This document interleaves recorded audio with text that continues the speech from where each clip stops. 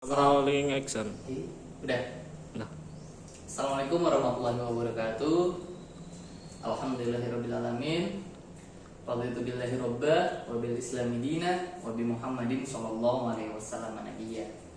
Alhamdulillah, puja dan puji syukur kita haturkan kehadirat Allah Subhanahu wa taala. Tak lupa salawat serta salam kita curahkan ke baginda kita Nabi besar Muhammad sallallahu alaihi wasallam. Alhamdulillah, pada kesempatan pagi ini kita masih dapat berkumpul, kita masih dapat bersilaturahmi, kita masih dapat bermuajahah ya. Apa kabarnya anak-anak semua? Semoga selalu dalam keadaan baik-baik saja dan selalu senantiasa dilindungi Allah Subhanahu wa taala. Alhamdulillah.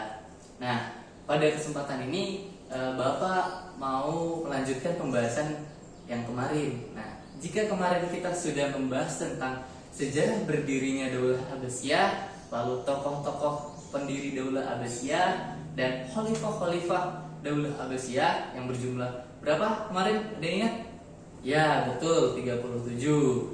Nah, maka pada kali ini kita akan membahas tentang kemajuan peradaban dan kebudayaan pada masa Daulah Abbasiyah. Oke, sebelum kita memulai pelajaran, Bapak akan absen terlebih dahulu ya. Siapa saja nih yang tidak hadir? Oke, Bejo hadir. Oke, Ruslan hadir. Randy hadir. Oke, alhamdulillah hadir semua ya. Nah, lalu sebelum kita memulai pelajaran, mari kita berdoa ya. Berdoa dimulai. Berdoa selesai. Nah, pertemuan minggu lalu kita telah mengulas ya tentang sejarah berdirinya Daulah Abbasiyah. Lalu juga kita mengulas tentang khalifah-khalifahnya Daulah Abbasiyah yang berjumlah kemarin 37 itu. Nah, Daulah Abbasiyah mempunyai khalifah pertama siapa namanya? Nah, betul, Abu Abbas As-Sofa. Nah, sekarang kita bahas tentang kemajuan peradaban dan kebudayaan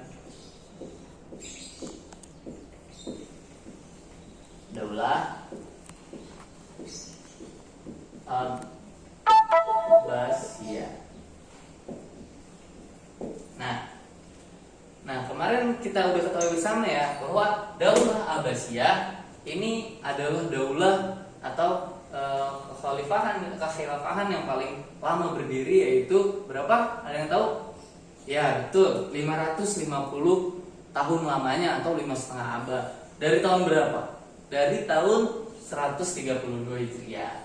Nah, apa nih yang menyebabkan Daulah Abbasiyah muncul? Ada yang tahu nggak? Nih pelajaran minggu-minggu lalu nih.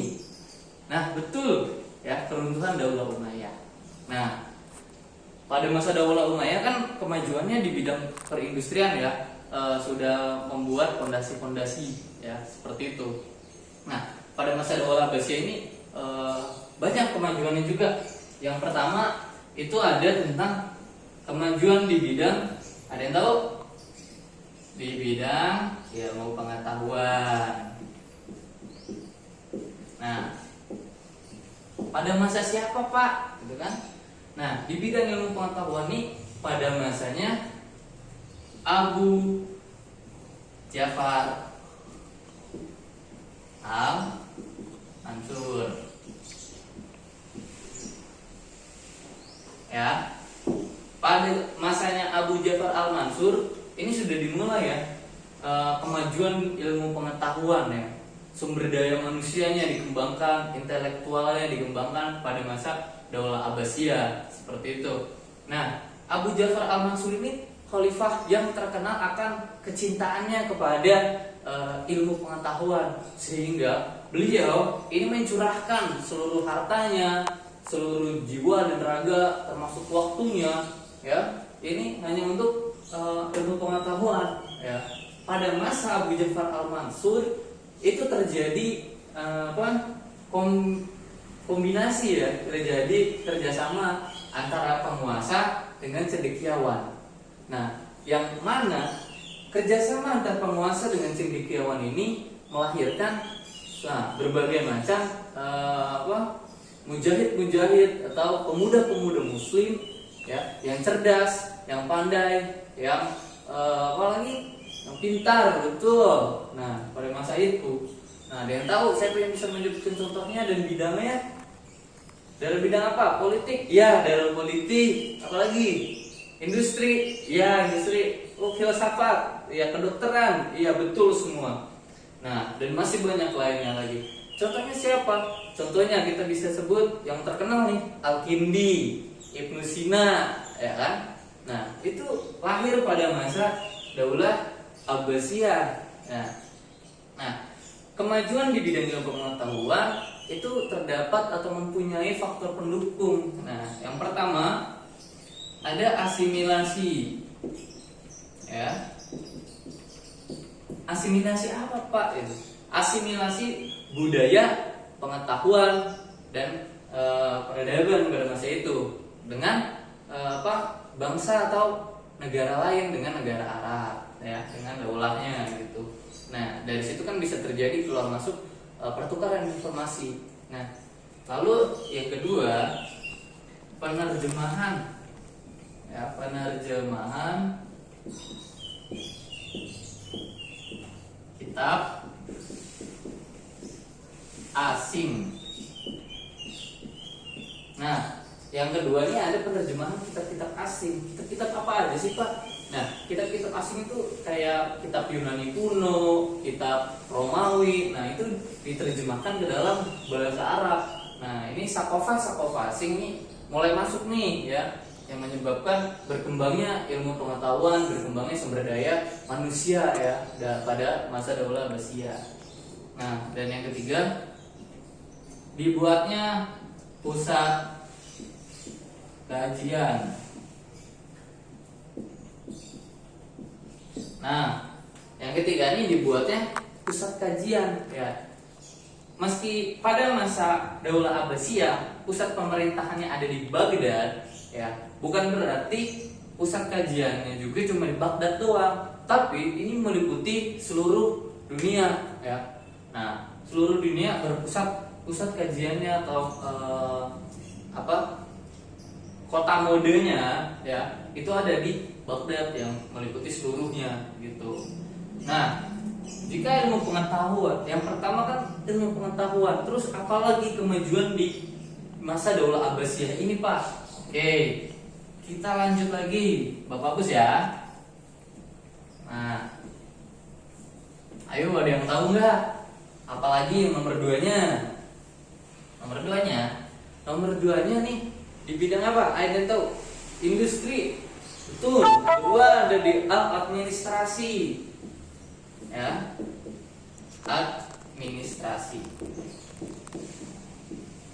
Nah, pada masa Daulah Abbasiyah juga disusunlah, ya, administrasi dan lembaga-lembaga yang menyangkut administrasi dengan sedemikian rupa. Guna apa? Guna memudahkan pengarsipan, memudahkan surat menyurat dan lain sebagainya pada masa Daulah Abbasiyah.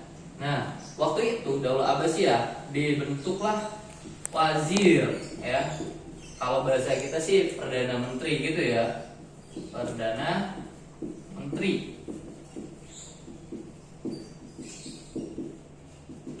Oke. Nah, yang kedua ada sekretaris negara.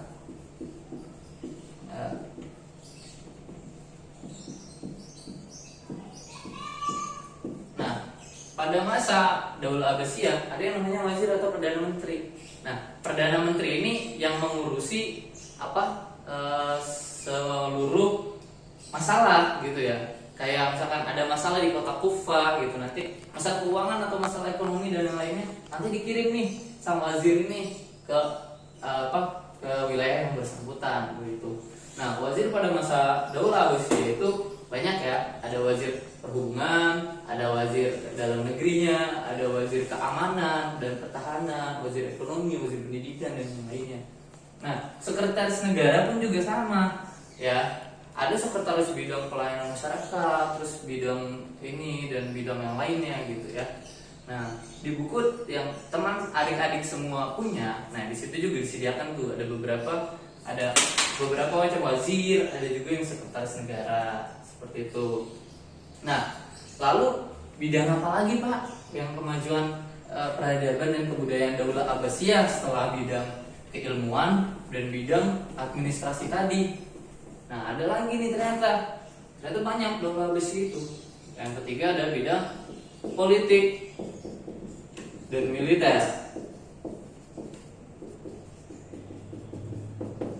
Nah, di bidang politik, kemajuan Daulah Abbasiyah itu menjalin komunikasi politik luar negeri dengan negara-negara yang lain. Contohnya adalah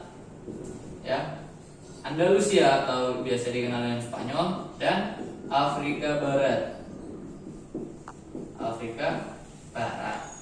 Nah, Daulah Abbasiyah itu membuat atau mengkomunikasikan politik luar negerinya kepada Spanyol dan Afrika Barat. Guna apa? Guna menguatkan kekuatan militer, kekuatan militer. Nah, bagaimana dengan militernya? Ternyata militernya memiliki 4 fase. Yang pertama adalah fase Daulah Abbasiyah sendiri membangun kekuatan militer dengan fondasi yang kuat. Dan yang kedua, dimasuki pengaruh-pengaruh Turki, Yang kedua ini dimasuki pengaruh-pengaruh Turki dalam militernya, strategis bermacam. Yang ketiga ini ada dipengaruhi suatu suku, Nah, selanjutnya yang terakhir ada fase Turki kedua yang mampu menghilangkan pengaruh suku yang fase ketiga tadi. Seperti itu. Nah, lalu ada lagi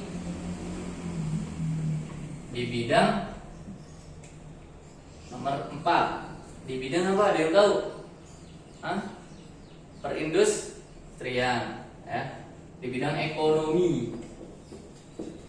Nah, ekonomi nih ada industri, lalu ada pertanian,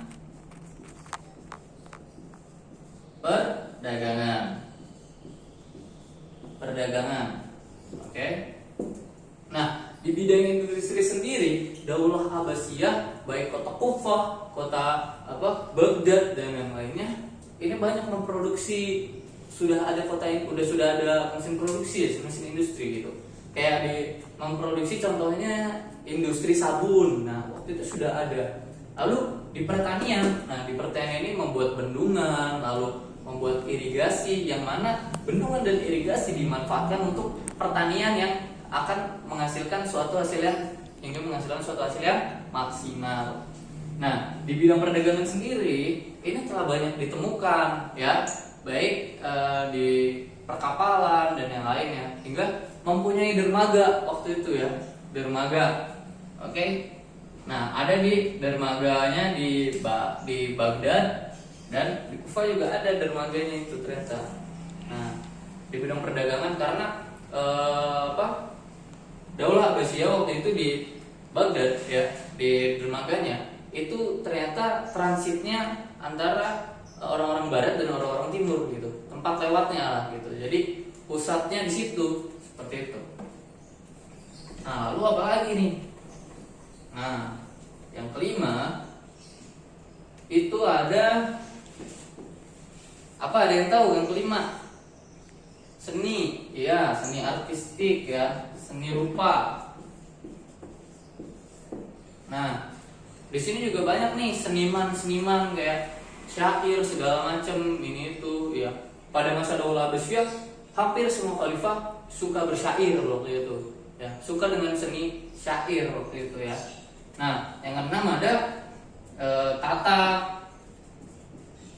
tata kota. Nah, arsitektur.